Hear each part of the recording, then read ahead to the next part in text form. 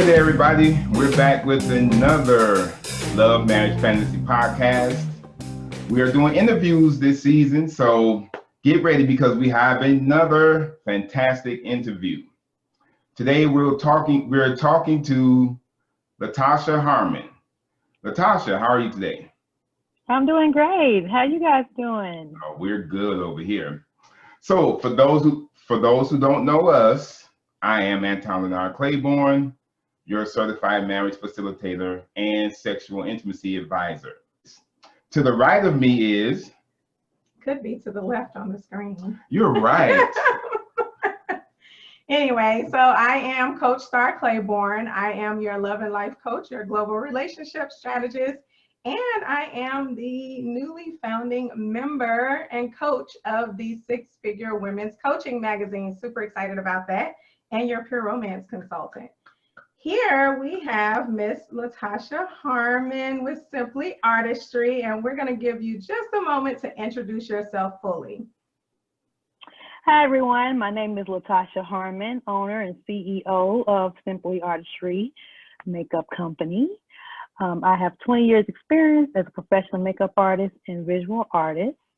So I am just so happy, and I'm actually a single individual, single mom. So very happy to be here with you all today. All right. It's good to have you. You want to go ahead and lead on this? Yeah, so, all right. So Tasha, I reached out to you because we've talked over the years, just by the way, y'all, not today, but prior, she's been my makeup artist. I won't put this on you today. No, just kidding. But beautiful. She is my personal makeup artist, so I love her. But definitely wanted to talk to you today because a lot of what our audience is seeking is the dating scene, and they're trying to navigate this whole dating scene. They're having so many struggles and challenges, and so after talking to you, I said, you know what, let's get Tasha on here and kind of talk about some of the things that she's gone through from then to now with the way things have changed and what you've seen. So let's just kind of start with that. Okay, that's such a loaded question, I tell you. And as you said, thank you, Star, again. We have had endless conversations about the journey and the challenges and the struggles. I'll just kind of start with my journey as a single woman and a single mom. I say this significantly because that does matter in the process of what I'm going through. I've been divorced. I'm a divorcee. I've been divorced now for about 8 years, going on 8 years actually. So it's been a challenge dating in Atlanta, starting with me pretty much meeting someone who is on the same page. Compatibility, that's a huge, part of the journey that I've experienced. Having a compatible suitor, that doesn't seem as easy these days as it probably once upon a time used to be for me personally. The kind of men that I typically attract, since we're going into the journey, I like alpha males because I'm an alpha female. So I'm pretty much drawn to a more alpha leader, kind of leadership component, personality, male. So that's the first part of one of the key things with my journey that I can say in terms of, I see it kind of like a thread going on with that, like a pattern with that. Alpha males are drawn to me. Now, I have been dating outside of my culture, which I absolutely love. I seem to do very well with other cultures, typically because my mindset is I'm very drawn to culture. I love culture. I love the world and seeing what's outside the world. So those things really interest me and fascinate me. So those are the kind of men that I typically attract. Now, in the journey, it's been some great wins. And I say wins because through this journey, I just believe that you're growing. You're constantly growing and getting to know yourself. And you're knowing yourself on different levels. We're forever changing, right? So in the journey of dating, I like to highlight the wins because they are very crucial and essential to who I've become today. my experiences, the sum total of what we've been through, good and bad. So there's either been lessons or blessings. So I've had the beauty of both. I had some painful lessons, which we can get into. But if that kind of highlights and answers your question, it's been an interesting journey here in Atlanta. And I guess we can talk about a little further here later about the challenges. So if that answered your question, I hope I did. So. Okay, awesome. Do you have any questions right now? Not right now. Okay. So I heard you, one of the things that stood out to me was culture. And I know sometimes we tend to stick within our own culture. Do you think that has definitely been a win for you? Do you think that's something that you feel that a lot of women are not willing to seek out and explore that maybe they should? Definitely have been a win for me. And I definitely believe that women should expand their perspectives on culture. There are beautiful men. There's 7.5 billion people on the planet. I always say this. You only need one. So with that mindset, I've always kind of opened myself up to the possibilities of it happening in any type of way that it can happen, you know? Not limiting myself was really huge in this journey. I knew that I was aware of my struggles. I was aware of my insecurities. And I found that dating outside of culture helped me to develop through those challenges, those personal challenges, in terms of feeling beautiful, feeling desirable, having the confidence, feeling comfortable, you know, in my own skin, because we live in such a shallow world. So, you know, as a woman, a single mother, you know, especially in Atlanta, you know, you have to look good all the time, you know, everybody's looking at you. That's kind of like your resume. Mm-hmm. So there's so many beautiful women here in Atlanta, gorgeous women, actually. So, you know, it's a huge pond. So you always have to look your best. That's a good point. I think I agree that, I'm sorry, I'll let you go ahead, but I think I agree that a lot of women should open up themselves culturally. And, you know, again, we know that can come from past, that could come from friends, you know, talking in your ear, that can come from so many different reasons why women just stick to their one culture and don't expand themselves. But I like the fact that you said it, not just on the dating scene, but it helped you to grow personally. I think that's really, really big. And a lot of women need to hear that, right? Yeah. Men too. I think men could benefit from that statement as well. But I really think a lot of women need to hear that helped you to open up and, you know, have that personal growth as well. Mm-hmm. I wanted to ask you,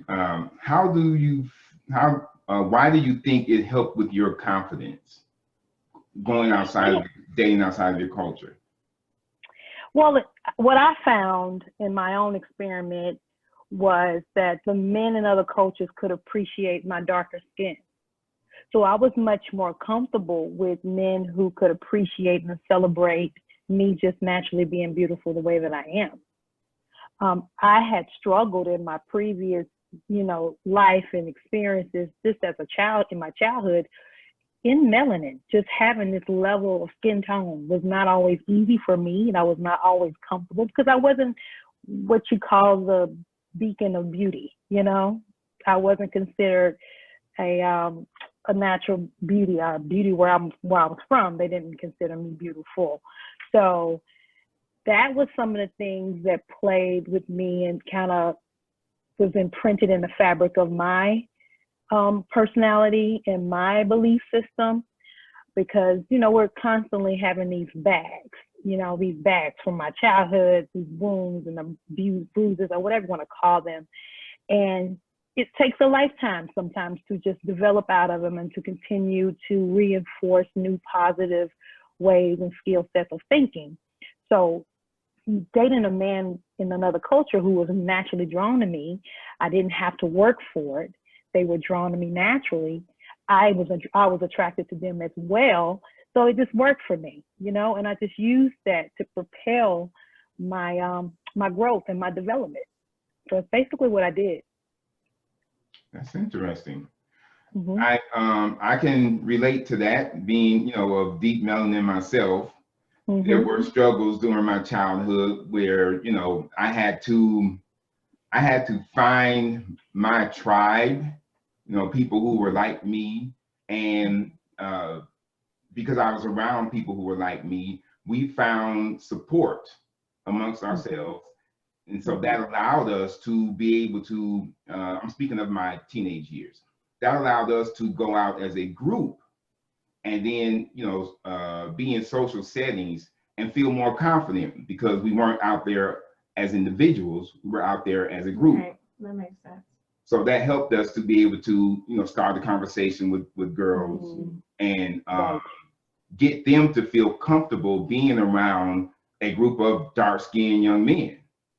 But, and now that I'm saying this, I don't think that we felt we were unattractive. I think it was the people around us who made us feel like we were unattractive.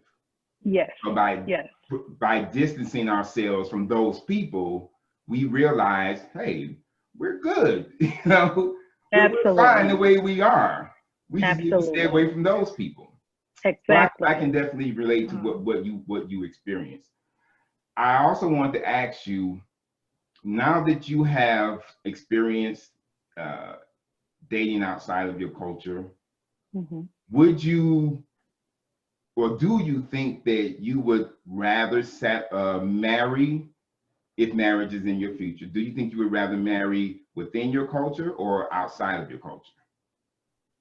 Oh, wow, that's a great question.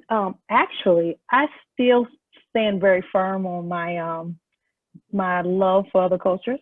So I would love to marry outside of my culture. I think it would bring more enrichment to my personal life and professional life, and just all around 360, because of who I am today. And because I love culture and I love people from all corners of the earth, to have a partner that brings that to my life, that to me spells growth, you know. And I'm always, at this point in my journey in dating, I'm looking for a purpose more than anything. So it kind of coincides with where I am. But to answer your question, absolutely, a definite yes. All right, that's good. That's good. Did you have anything? No. No? Okay. Now, I have to go in this direction because okay. I'm a sexual intimacy advisor. That's right. You got to go in this direction. Here it is. Okay? And I don't know if there's any facts that support this, but there's, you know, rumors that say, as far as a male's manhood, there's a difference. And many women speak of this. They say that, well, let's not just narrow it down to his manhood. Let's say his overall performance. Okay, when it comes to sexual intimacy. Okay. There's women who say that they notice a difference, you know, and I have talked to 2 women who have said the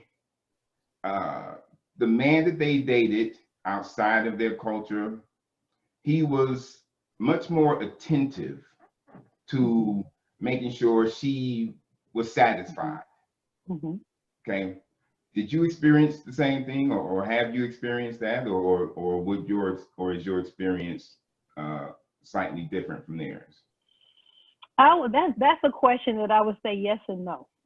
Yes and no. Okay. Yes, I have to say yes and no, because as a sum total of my experience in that department sexually, I will say that majority, yes. They're a lot more passionate. More passionate. Okay. I will use the word passionate because that to me is the tree to the other aspects of it. So passionate, yes. And I would say no, because it depends on the individual. Because I've met beautiful men and we are completely attracted to each other, but we were just not sexually compatible. He lacked passion. He lacked the intimate details and necessities that were necessary to have a great, fulfilling experience. So majority, yes. On the flip side, I've had some not so good experiences because of lack of passion. So it depends on the individual. But I will say what I found to be very interesting with having intimacy with men of other cultures is there's not a block. And what I mean by that is there's not a love block. In my own experience, and I can't say I don't want to stereotype, but just in my own experience with African American men, I've had to work much, much harder for that intimacy that I so easily got from other cultures. You know, it was a bit challenging. I had to kind of comb through a lot of insecurities and walls with African American men in my experience than I had to with other cultures. So hope that answers your question, but that's kind of how I see it.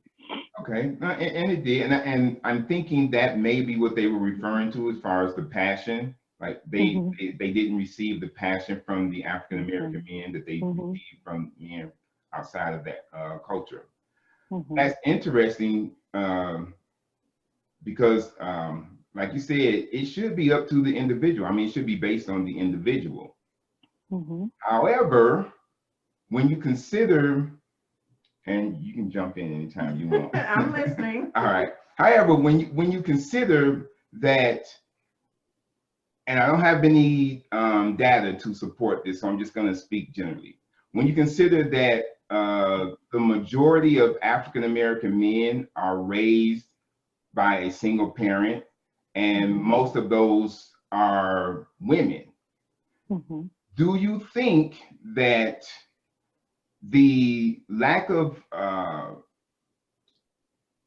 romantic education from the father may be part of the reason why, you know, some of these African American men do not have passion, or they're not passionate when it comes to being intimate with a woman? Absolutely. I think there is something called the father fracture. To me, I believe that the father is the parent that pretty much pulls and calls the children, the woman into her femininity, and the man and the boy into his masculinity, right? So that's my belief about it. I believe that absence definitely has dynamic effects on how a man or a woman approaches passion or even exhibits it. I even know how to. Yeah. What do you want to say, Susan? I agree with her, but I also feel that I just know for a fact that there are single women or single moms who have been able to educate their sons, excuse me, on that passion. Like they've been able to give them that education. But I also feel that on the other hand, when you're looking at the majority, I think that is an issue because as we know, the men are trying to emulate what they see, which is that strength factor everywhere they are, and that they're supposed to be the strong one, right?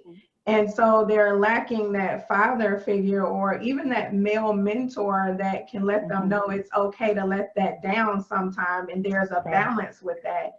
And I think that's one of the issues that we do see with the men. There's no balance with it. It's okay to be strong, you know, and I could talk about that for women too, but that's another time for another day. Yeah. But it's okay to be strong, but it's also okay to have that balance. But when they're not taught that and they don't have that mentor in their life to say, okay, when you're with a woman, you got to learn this woman, you got to figure out what she likes, you got to figure out what she wants. And then I think you also have on the other spectrum where you have the mothers who may want to teach their sons this, but sometimes they don't know what they want.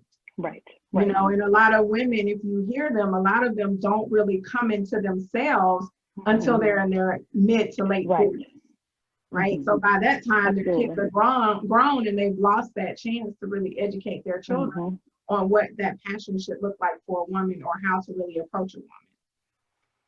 You raise a very good point, which I love, and which is probably going to be your next podcast, talking about femininity and masculinity. That's a good topic.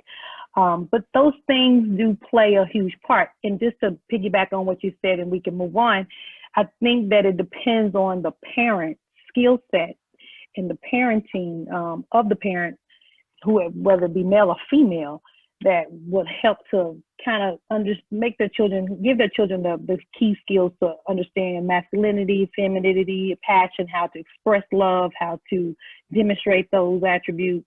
So it does come back to the parent, but I do feel like on all sides that the mother and the father is key roles in how we see our love lives, for sure. Absolutely. Absolutely. Yes, they are. The other question I wanted to ask you was about the way you communicate with your partners, and we're still talking about outside of your culture. Mm-hmm. In communicating with them intimately, have you found that the terminology is different when a man outside of your culture is trying to talk is trying to use sexual terms to turn you on? Is the terminology similar or different? Oh, it's significantly different. Significantly. Please expound. Yes, I would love to. What, in my experience, like I said, I haven't done any data, but in my experience, personally, because I've had a pretty healthy experience dating outside of my culture, they seem to equate love with intimacy and passion. And I'm going to go a little deeper on that. Because I'm African American woman, and in our culture and society, love is just not something, it's serious business. You know what I mean? It's serious. Yes. I found that outside of my culture, they're a lot more free to love. They are free and very, very, very confident with expressing that love. Okay. So I've had guys that I've dated, and I mean, literally in like a month, you love me. Like, wow. And I was like, whoa, it took me some time because I didn't understand that, like, you love me. We don't know each other, but they go by their feelings. They're very passionate about, and I've dated men from Nigeria, dated men from London. I've dated African-American men, just different cultures, Italian, Puerto Rican.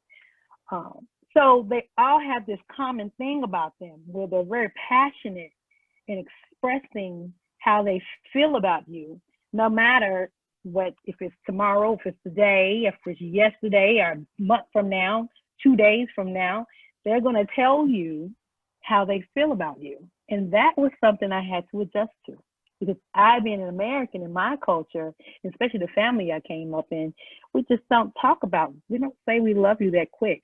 It's just not love you. Right.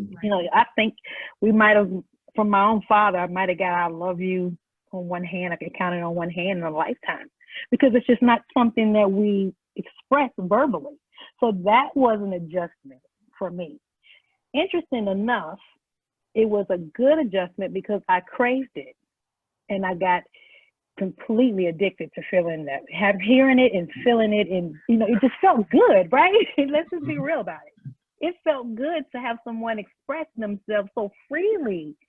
So ultimately what it did for me is I became the person that expressed myself freely in that area. So it kind of brought on a little bit of a healing for me. It was a healing experience. Yeah, so. Oh, that's awesome. Yeah. Good. Now, while you were talking, I thought about, I heard you when you said, and correct me if I'm saying this wrong, you said within a month, one of these gentlemen stated that he was in love with you, head over heels, and all of that, right? Okay, so does that dismiss the whole 90-day rule that that American women have become comfortable with when it comes to dating? I'm sorry, are you aware of the 90-day rule? I am very aware of the 90-day rule. Okay. So do you think that in other cultures, they don't consider things like that? They just go by their feelings and okay, so you're saying you think that's the case? Oh, absolutely. It can be a completely impulsive and yet very unstable and dangerous game if you're not pretty grounded and centered. You know what I mean? Because people, naturally, there's feelings and emotions, they come like they blow like the wind, right? So I can feel one way today, I can be happy today, and the next hour or so I can be angry, right? So my point is that, you have to be able to filter out that. It felt really, really good to hear those things because it was the healing I needed to hear. For some reason, I just needed that, It's not just some reasons, it's several reasons, which we won't get into. But at the time, it was the thing that I needed to hear on a consistent basis, The 90-day, as it relates to the 90-day rule, I think that pretty much goes by the individual, what your values and what your standards are. A person can tell you they love you in a month, but does that necessarily mean that you weaken or take your boundaries off? I don't believe so. I think it's an individual choice. I can't say personally that there's times that I've done it for sure in my, immaturity. I've done it in my brokenness. I've done it. But as of today, I'm just not simply moved by what someone says, good or bad. But that takes maturity. You know what I mean? Yes. Absolutely. It does. It does. So do you see as one of the challenges that you're still facing while you're currently dating? Do you see that the freedom that the other men have with expressing their passion and speaking openly about how much they love you? Do you see that as one of the challenges that you're facing as far as you having to figure out, okay, is he serious or is he just trying to play with my emotions? Absolutely. You hit it right on the head. I couldn't have said it any better. That's exactly what the challenge is now. Getting the authenticity and getting the integrity in what you're saying, opposed to you just being impulsive, is something I look at this point. And the only way that I really feel for me that I can really be a good judge of that is give it time, real time. There's no rush. This is one of the key things that I have to say to myself every day when I was dating. Right now I'm on a dating sabbatical, but it's no rush. It's just not any rush. And it takes time for us to develop and cultivate real love. Love is not just a feeling. Love is a choice. It's a summary of all those things. So, you feel passion for me and I'm passionate about you. Fantastic. That's the beginning of all this. But do you really love me? And what does that really mean? Do you really know how to love me? And what does that really mean? So that is the challenge that I'm facing right now, which kind of put me into a sabbatical because I wanted to reset myself. Oh, no, it's good. It's good that you're taking a break and you want to reset yourself. I'm saying all because I'm a supporter in. I'm a believer in love at first sight. Not being in love, but seeing someone and realizing I love this person, and I want this person in my life. I think that can happen. But I think but I think one of the things that I would say that she's saying is the love part of it, like understanding what love is to that person versus what love is to me, and being able to really communicate about that, because you're trying to decipher, does this person really love me based on what I'm feeling or based on what they're feeling, and how is all this connecting together so that we can really have that compatibility? Absolutely. And that's been the key thing with my journey, with even in my relationships that I've had, because we'll be passionate for each other, and then when the true test of love and time takes place, that's when you really see how a person feels about you, you know? That's true. So do you ask them what does love mean to them? Have you ever like really asked them? I started asking them recently. I didn't always ask. Okay. I'm a person of a process and experience. Mm-hmm. So I kind of had to kind of walk through to kind of get that meat, that feedback, that data rather. But now when I have conversation, because conversation is so essential. I mean, you should be talking all the time about various topics, various things, asking the hard questions, answering the hard questions, you know, and that now is definitely part of my dialogue. You know, when you say you love, well, what does love mean to you? What are your values? You know, it really comes back to what is the person's values. And what I'm finding is that you can like somebody, be attracted to them, but you guys may not really have the same values, you know? That's true. Yeah. Crazy about each other, but we just don't have the same values, you know? And what's important for me and one of my values is feeling completely safe. I need to feel safe and comfortable with who I am with you. That's the number one value, key value to me opening my heart to love you. Who am I with you? Do you make me feel like crap? You know what I mean? Or do you make me feel like I can fly? So that's because of where I am in my life. That's one of my number one top values. Into intimacy, let me say that. That's the pathway to intimacy for me. That's great. Yeah. That you know that about yourself. Yeah. And the reason that's great, everybody, is because when she goes out to meet a man, she knows what she's looking for. She knows the key words to listen out for when this man is talking to her. And like Latasha just mentioned, talking is so very important, especially when during those first few dates. You got to get really accustomed to paying attention to what these people are saying to you, because within those first few dates or those first few phone calls, they're going to tell you everything about themselves. Everything. Absolutely. You got to listen. Absolutely. And if you're really listening, you'll hear the things that you want to hear, and you'll hear the things you don't want to hear.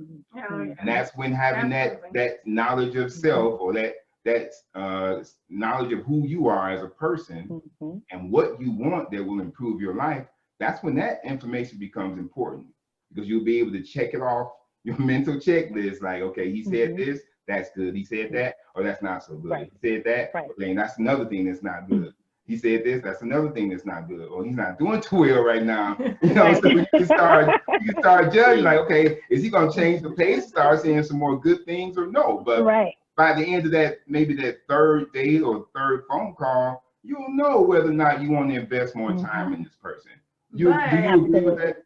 I agree too. But I think one of the things is making sure as women, we don't get caught up emotionally, because like you said, you'll hear those things that's like, yeah, no, he's not doing too well right now. But then he'll start coming and overwhelming you with the good stuff. And then you forget about the other things that you know are just like not tolerable for you. And I think for women, we really need to push our emotions aside and really be able to take time to listen and understand and be honest with ourselves about not letting the good stuff overwhelm the things that you know you just can't tolerate. Absolutely.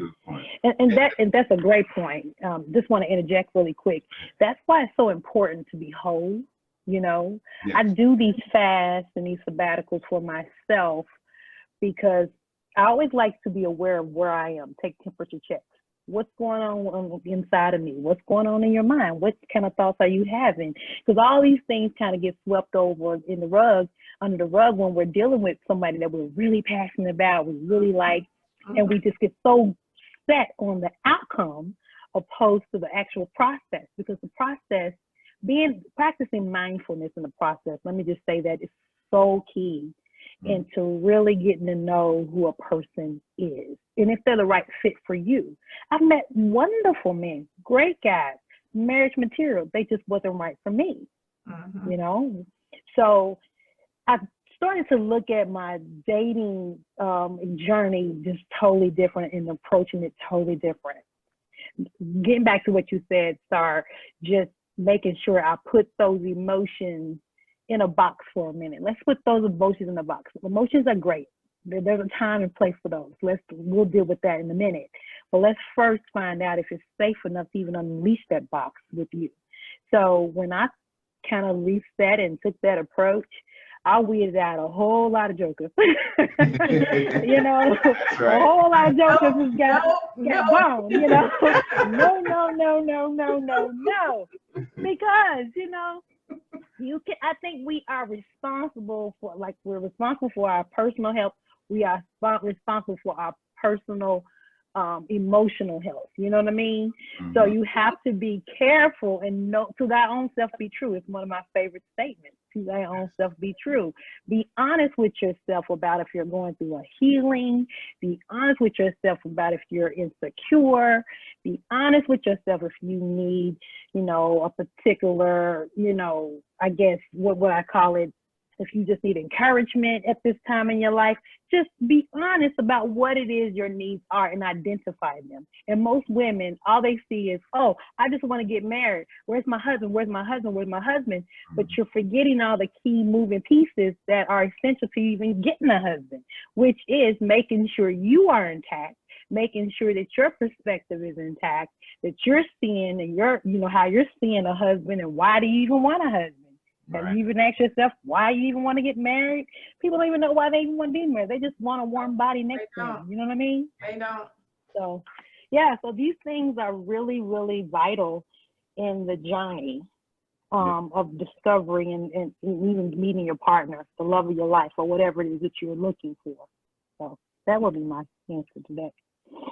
You're right. And you mentioned being whole or taking time to bring or focus your thoughts on yourself.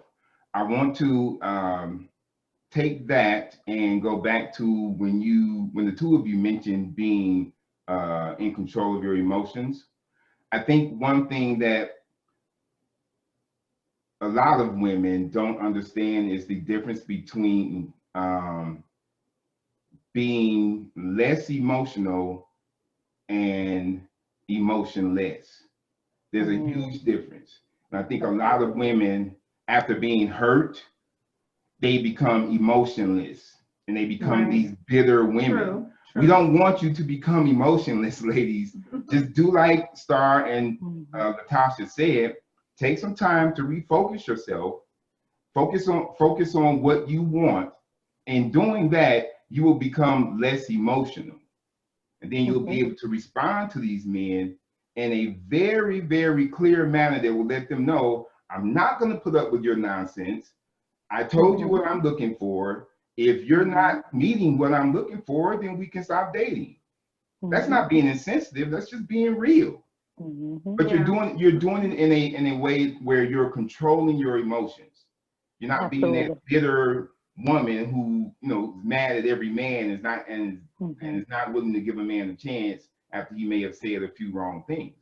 Controlling your emotions is definitely beneficial to helping you probably meet somebody you want and help you to stay focused on what you want.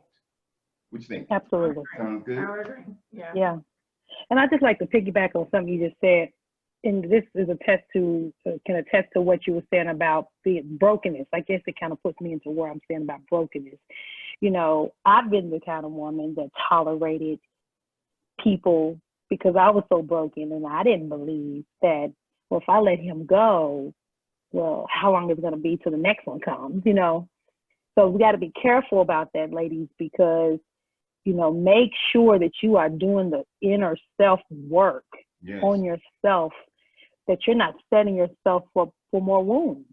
You know, we're all going to get wounded in life. Whenever you open yourself up to love, it's a guarantee you're going to get hurt. You know, now how deep those wounds are, I mean, even in marriage, we get hurt in marriage. We hurt each other's feelings all the time. So to think that you're going to live a life in a relationship that's like with the absence of hurt, and that's just unrealistic. You know, now there should be some bruises and wounds that you should never get again, you know, that comes with maturity and growth. But that also is essential with you doing the self work. I'm huge on doing the self work, getting to know who you are, making sure that you are in control of the narrative that you want to have for your life, you know, those things. So just kind of wanted to piggyback on that to make sure we hit that point. All right, that's good though, because that self-work is very important.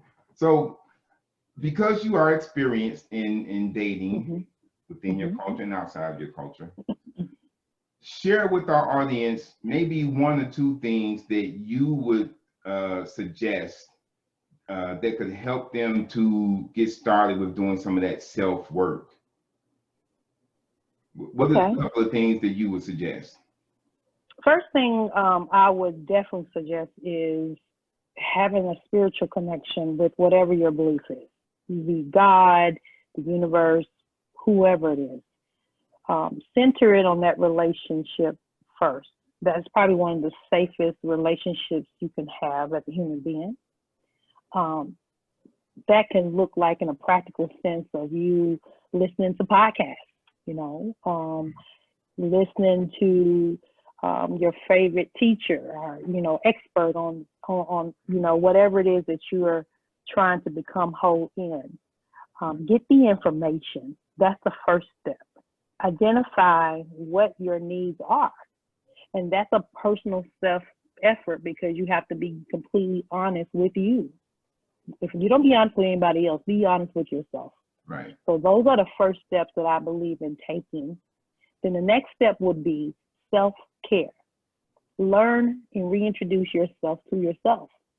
Learn how to love on you. The love that you seek on the outside, learn how to give that to you. You're the best example, best, you know, I guess what you want to call exercise that you could ever have in this process is loving on you.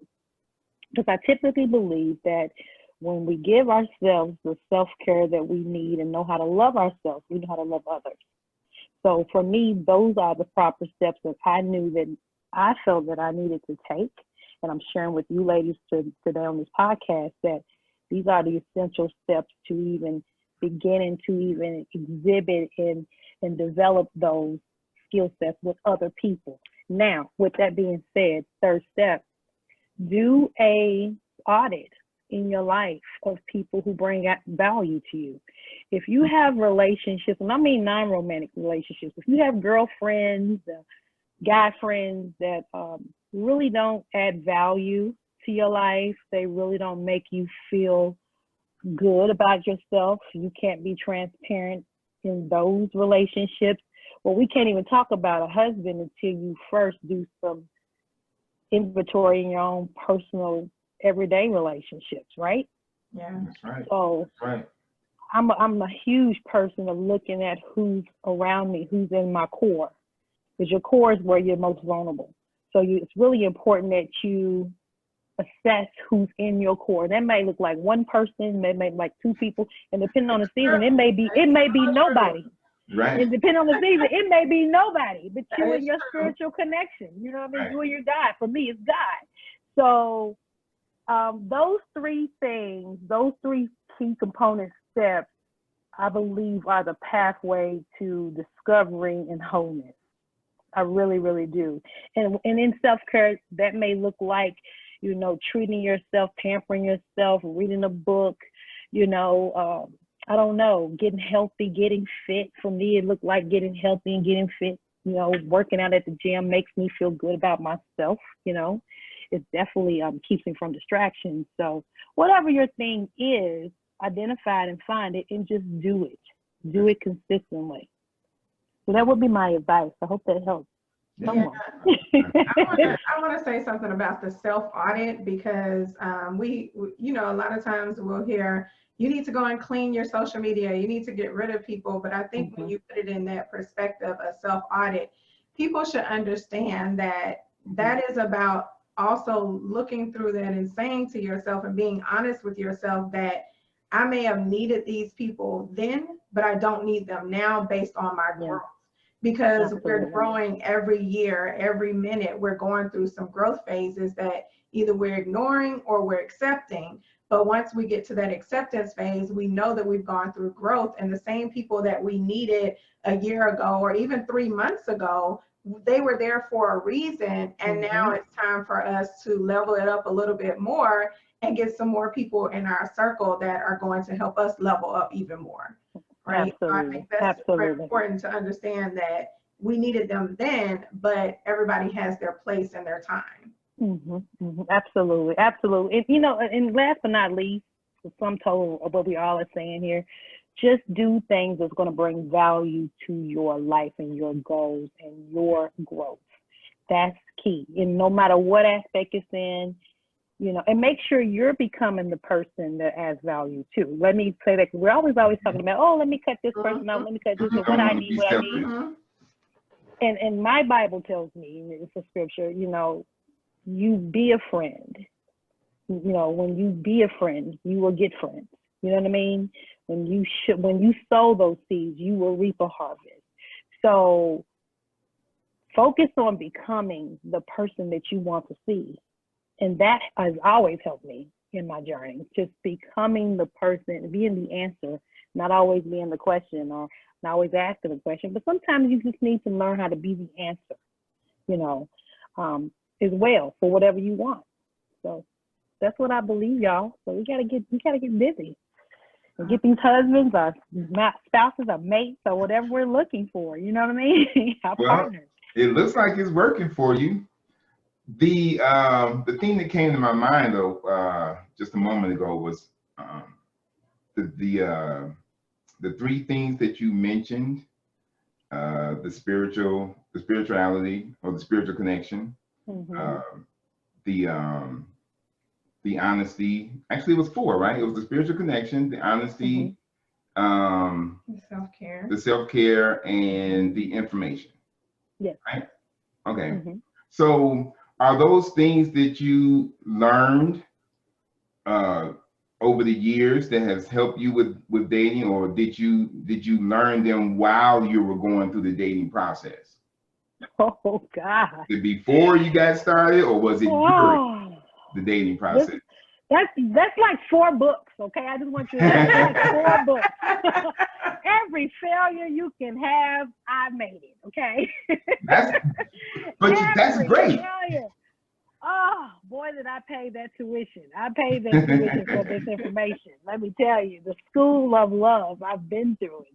Oh, so yeah, to answer your question, this is a sum total of experiences. I've had some very unique experiences, which is gonna, you know, maybe one day you'll see it in a book. I'll get more transparent about that. But a lot of unique experiences in terms of love. I've seen it all, as I would like to say. I really have. Wow. So yeah, these are things that I tried, true, and tested that has been giving me results, and I love to share with anybody that wants to hear my testimony and story. Share one of those adventures. Share just one adventure. If you want to. I don't want to pressure you. I don't want to. Okay, it's so many. I'm just trying to pull them out the hat. Okay, well, give us a juicy one, because we have people that's listening, and you know, I'm sure some of them have been in your situation where they are in your situation. They're trying, you know, so maybe they can learn from one of your adventures. I'm going to be a little bit more transparent about this one. I was in a very broken place. Did not know who I was as a woman at the time. And there was this beautiful, oh God, the most beautiful man I've ever met in my life. And he wanted me. And all I could see was my future, just my whole life in this guy. You know, he looked like what I wanted him to look like, because, you know, appearance was very, very important to me at the time. You know, I'm an artist, so I see beauty through the eyes of art. I like to look at beautiful things. So he was gorgeous, and he had swag and everything, and he was Nigerian. So he was that alpha male that you like? He was that alpha male, you know, because women, we are subconsciously looking for our dad in some way. Even if you didn't have a good dad, you're looking for a daddy, you know, let's be real. So he was a take charge kind of guy, very suave, you know, the best guy I felt like I've ever had. You know, he dressed nice. So I felt completely, utterly, disgustingly in love with this man. Just I'm disgustingly. sorry. You said disgustingly. Disgustingly. I'm gonna just keep it real. I say disgustingly because it was so grounded in all the wrong things. You know, I was so insecure with myself, and he was the object of my affection. You know what I mean? That's disgusting. So he knew it, and that's power shift, and that's a podcast you might want to talk about. The power shifted. I relinquished my power. Oh, why did I do that? That was the worst thing I could have ever done. And I became enslaved to that toxic power. And I mean, my mind was just gone. And he cheated on me. He was in it for citizenship. That's another thing you have to be aware of when you're dealing with other cultures. It's a challenge. You need to make sure that they have their own citizenship. They're not coming into your life for an agenda. And he treated me like the queen. So I had never had that. He treated me the way that I've always imagined in my mind, seemingly anyway. And I just felt so head over heels in love with him. And he ended up getting married while he was with me to a younger version of myself. Wow. What? A younger version of you? I mean, we looked identical, just about, yeah. Wow. She was younger. And though I was in my stupidity, I still had my spirituality grounding me, which really was my saving grace, because I still had enough sense to know that I'm not going to marry him for citizenship. You know what I mean? But had he pushed me further, I could have easily married him for citizenship. I could be a divorcee today. You know what I mean? But because the grace was there, it didn't allow me to fall completely off the cliff, if you know what I mean. Wow. Right? So it took me literally almost 2 years to get over that relationship. I can understand that. Yeah. I mean, the hurt and the wound that dug deep down to my feet. It went so far, it went down to my feet. It was the most, no one had ever hurt me that way, let me say that. But I never grew as much as I did in that situation. So God allowed that situation to really metamorphically change me 360. And I do mean transform me. So that was the most painful, one of the most painful experiences I've ever had in my life, but it was the most growth I've ever experienced in my life. You know what I mean? Yes, Wow. yes. That you just remind me of something that one of my spiritual teachers taught us about pain. And he said that we look at pain the wrong way. Pain is absolutely a sign that we are still alive.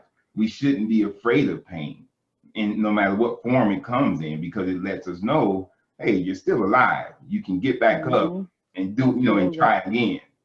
So and so it's great that you were able to, recognize, okay, I'm hurting, but I can get up and start over again. Right. I'm in tremendous pain, but I'm not going to let this completely destroy my life.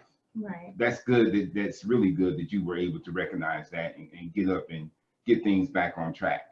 Wow. Yeah, absolutely. And I had a community that helped me. It was a process. So you had a support group. I had a support group. I did. I had my church.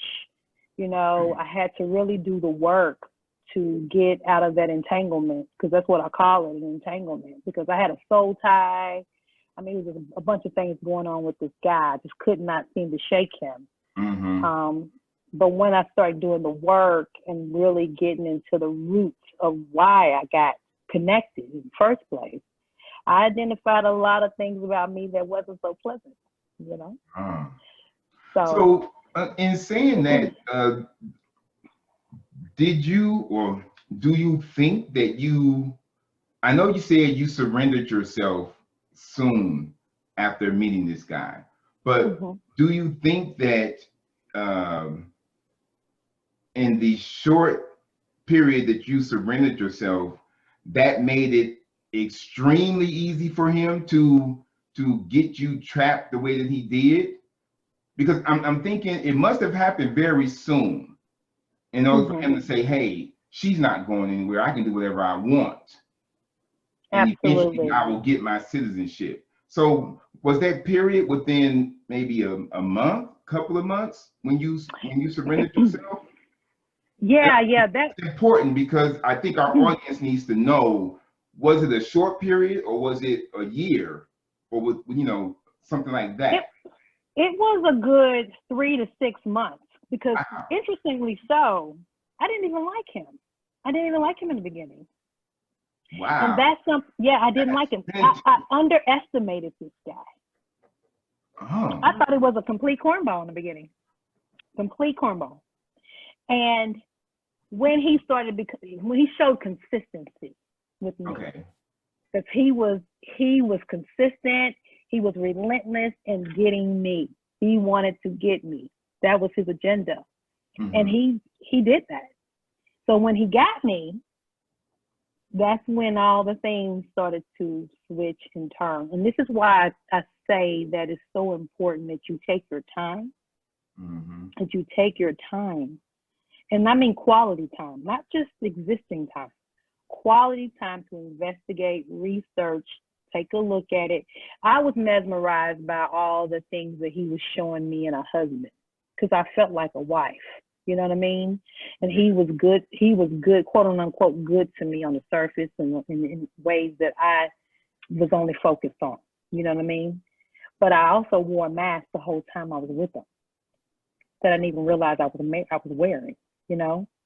And I had to take some responsibility as well. I had an agenda. I wanted a husband. I wanted him to be my husband. So I was willing to tap dance and play along and look the part to get him. So I wasn't really being authentic as well.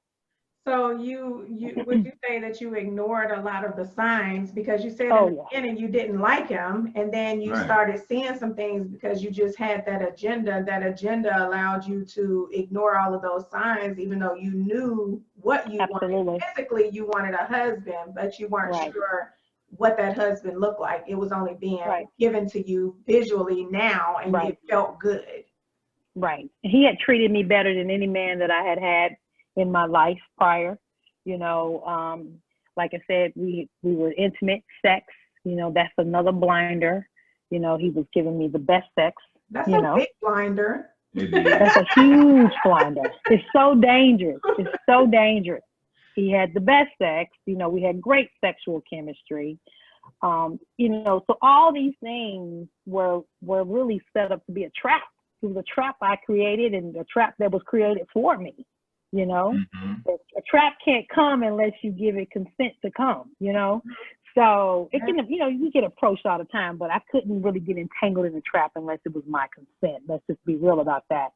So I had to take a lot of personal responsibility as well. Yeah, he did some really foul things, you know, he really did, and how he handled me and how he manipulated me and all those things. But I also gave him the permission to do so. So I had to really look at that Oh, I think seriously. that's powerful. Like It is that being you Yeah, able gave. to even admit that you had your agenda, that you allowed the consent for that to continue, because a lot of women don't realize that when they're so caught up that they're mm-hmm, allowing these things to happen, and they can make the decision to mm-hmm, not, excuse me, to not allow that to happen to them. mm-hmm. Absolutely, absolutely. And you know what's so interesting about this whole experience?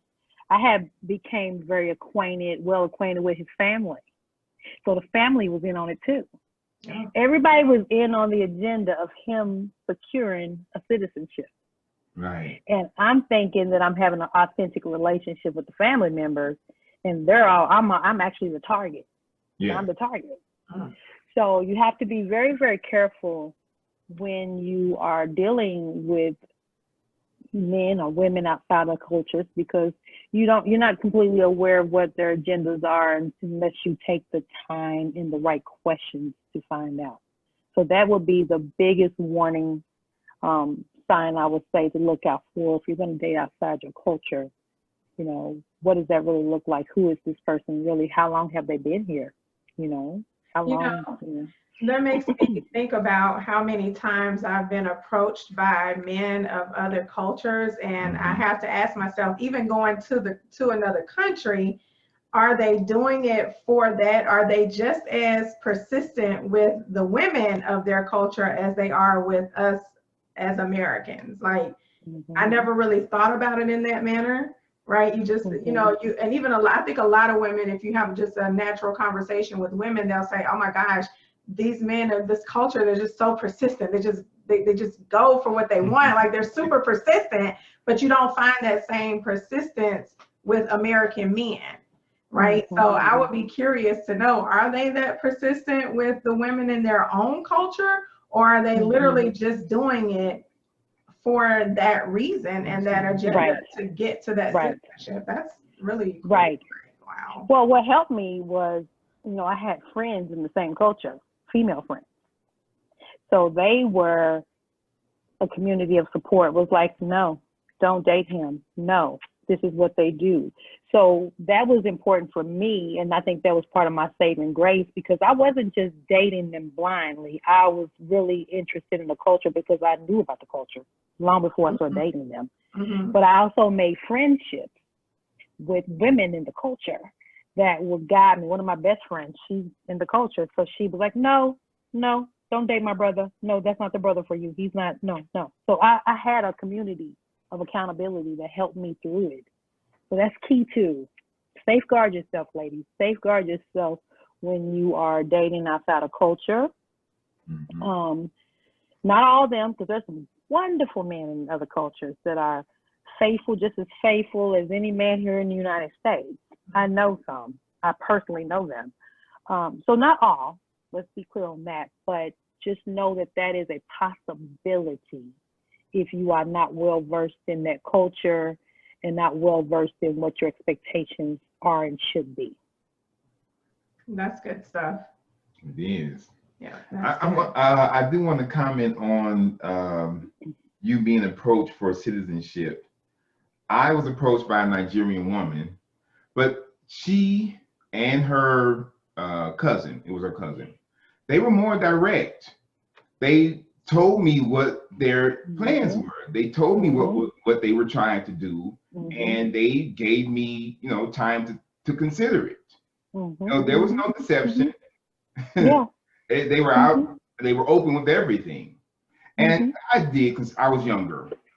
I did consider it because of the money that they offered. Right. You know? And so I'm wondering if it's different when it's a woman trying to get citizenship versus a man, where the man would be more manipulative, you know, versus a woman saying, okay, well, you know, you're an attractive man, and I think you and my cousin would be a good couple, but let me tell you about my cousin. And that's how the conversation started. I think it is a difference. Asha, what do you think? Oh, definitely. I've experienced both. On both sides, believe it or not. I've experienced the man that's very, very straight up, which we are still friends today. He was an excellent boyfriend. We still talk as friends. He still gives me advice.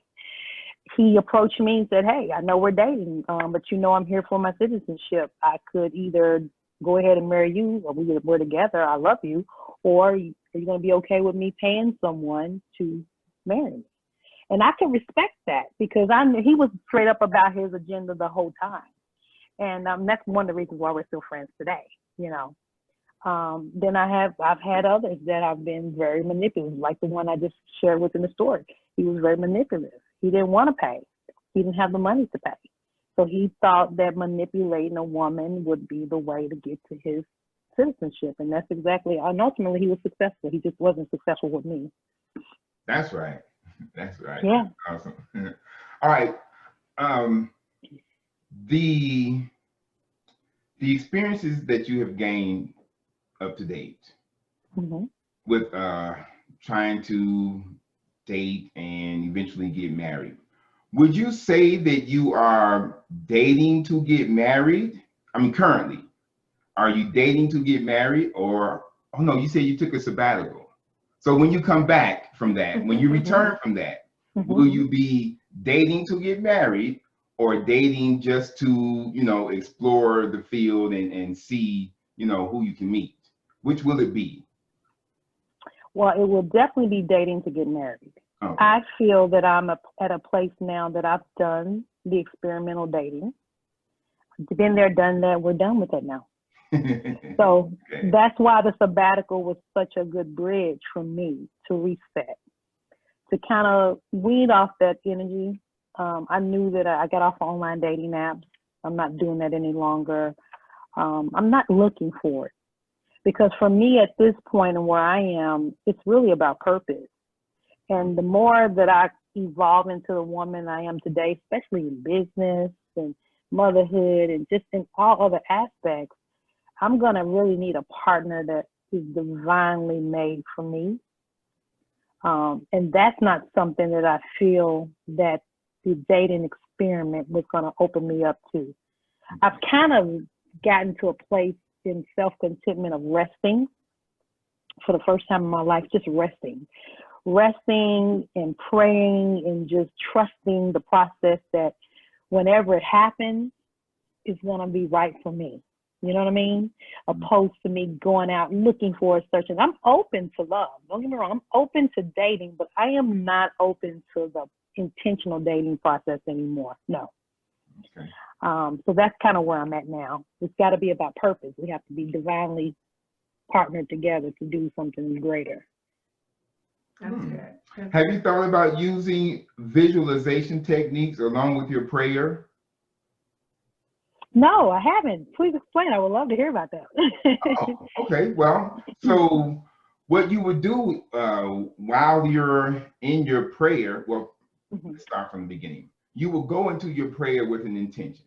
Now, I know in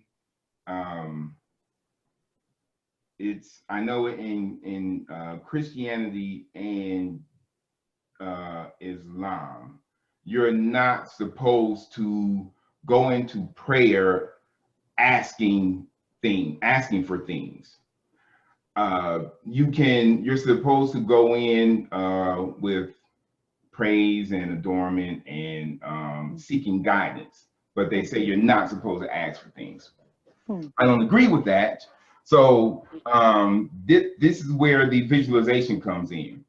So before you go into prayer, Latasha, you would come up with an intention. And if your intention might be, oh, I would love to meet a man who's an entrepreneur like myself, who is seeking marriage, so that we can get to know each other. All right. So then when you go into prayer, that would be part of your prayer, where you go through the praise part of it, but then a request that you make would be getting guidance in meeting a man who's an entrepreneur and who, has your same spiritual values. While you're going through the description of this man, try to visualize him, what he's going to look like. Maybe what field what industry he's in. You want to try to create some images in your mind while you're doing this prayer. You should do this prayer every time you think about the intention that you want to manifest. What this is going to do is going to get your guardian angels. It's going to give them something to do. Do you understand that? Absolutely. Okay, so it's going to give them, it's going to put them on a mission to help you become the good servant that you want to become. Because you feel as though having this man will help you to live a better life. So of course, because they're your guardian angels, they want to help you to live the best life you could possibly live. If you try that, it will work. You just have to, don't try to make it a task. You're not supposed to go into prayer where where it seems like you're badgering, but you go in and just do it when you think about it. Mm-hmm. And you'll see that it will work for you. Now, Absolutely. because Absolutely. you're not being specific, that's when your work will come into play, because you're going to start meeting guys, and then you're going to have to say, okay, let me go through my my checklist. Is this guy what I'm looking for? But your guardian angels will bring the men to you. Then the rest of it is up to you, on you selecting the right one. That makes sense? It does. And I'm actually, I love thank you for sharing that, because I think it's just awesome what you just said. Now I'm doing that in a different way. Okay. I'm not doing it because I used to visualize it in a aesthetic sense. That's how I used to visualize my prayers. So now when I visualize my prayers, I guess that's what I'm doing. I didn't know I was doing. I'm doing it in terms of characteristics. Okay. Opposed to, he needs to be taller than me. I mean, that's just what I'm attracted to. Let's keep it 100, okay? All right. But he needs to have great character, you know what I mean? And he needs to have certain elements to even be able to connect with me. Yeah. Okay. Even if he's drop dead gorgeous. So I'm trying to compile a priority list in terms of what's most important to what's least important. And thank you so much for sharing that, because that's just gold. It's a gem. I would definitely add that to what I'm doing. But I think because of where I've been and where I am right now, and I've just kind of been looking at what it is I really want in him. You know what I mean? As a person, what do I need as a person? What kind of partner am I? What kind of partner do I need to have to be successful and thrive together? So those are the things in the discovery period of my sabbatical that I'm really monumenting and identifying. Oh, that's awesome. Well, focus on what you need. Don't worry about the other stuff. You'll be able to figure that out later. Focus on what you need. Yeah. Well, he needs to be attractive, though. This is look, I'm an artist. He needs to be attractive. Well, only you know what you mean by attractive. So, yes. Yeah. I need to be attracted to him. Period. And he, there's certain things that he has to come with. All right. Yeah. All right. So before we wrap up, is there anything that you would like to share with our audience about your dating experiences? Something that they can, put in their notebooks and just hold on as a jewel from you? Absolutely. I would like to say to the ladies of your audience that don't lose faith. That's the number one thing first. Do not let go of your faith and your hope. He's out there. He's out there. She's out there. They're out there waiting for you. There's 7.5 billion people on the planet. All you need is one. And they're out there. So that's the first thing I want to say. And do the work. Do the work of preparation. That is key to you identifying him when he sees you, and he is identifying you when he sees, when y'all see each other. So you want to make sure that you are doing the work and you're ready. Get ready. So that's what I want to leave with you guys. Nice. Thank you for having me. Thank you. This has been awesome. All right. Absolutely. All right, Tasha. Well, we certainly appreciate you coming on and sharing the journey, sharing the challenges, sharing the stories, of course, because as we all know, there is power in your story for somebody else, right? Sometimes it's not all about us. It's about how it can help someone else. So we certainly appreciate you for sharing everything that you share with us. If you would just tell us how we can find you and Simply Artistry. For sure, definitely share that before we do our final wrap up. Well, you can definitely find me on all the major platforms: Instagram, Facebook, Twitter, even on Pinterest. But simplyartistry.com is my website. Please go and subscribe. You can stay in connection with me. I can stay in connection with you. I can help you get ready for your big day, for your huge day, fellas too, So please reach out on Instagram at Simply Artistry. I would love to have a conversation with you. I do try my best to get back to everybody pretty quickly. So just, hey, if you want to have a conversation, just reach out. And I'm also on Clubhouse too. So Latasha Harmon, see me on Clubhouse. Awesome. All right. Well, we appreciate everyone for listening and tuning in. Share your thoughts in the comments below this podcast. Tell us what you think. If you want to hear back from Tasha, tell us that too, so we can get her back on here. But again, appreciate everyone for listening in. Make sure you follow, subscribe, all that good stuff. Share it with your friends, and we will see you all in the next one. All right, we'll talk to you. Bye, everybody. Bye. Thank you. Bye. Bye.